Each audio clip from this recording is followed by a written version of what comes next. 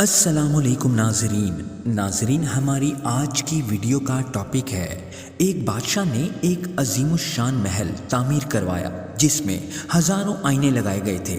ایک مرتبہ ایک کتا کسی نہ کسی طرح اس محل میں جا گھسا۔ رات کے وقت محل کا رکھوالا محل کا دروازہ بند کر کے چلا گیا، لیکن وہ کتا محل میں ہی رہ گیا۔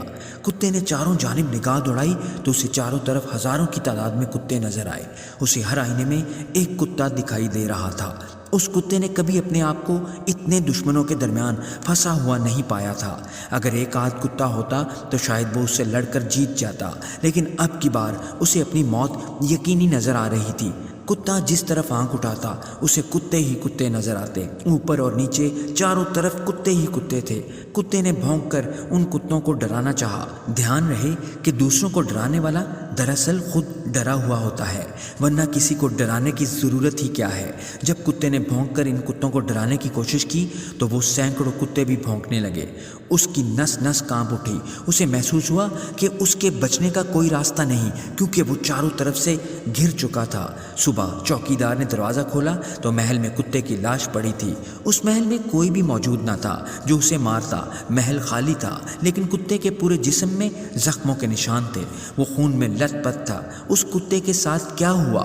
خوف کے عالم میں وہ کتا بھونکا، جھپٹا، دیواروں سے ٹکرایا اور مر گیا۔ ہمارے سبھی تعلقات، سبھی حوالے آئینوں کی مانند ہیں۔ ان سب میں ہم اپنی ہی تصویر دیکھتے ہیں۔ نفرت سے بھرا آدمی یہ دیکھ رہا ہوتا ہے کہ سب لوگ اس سے نفرت کرتے ہیں۔ لالچی آدمی کو یوں معلوم ہوتا ہے کہ سب اس کو لوٹنے کے منصوبے بنا رہے ہیں۔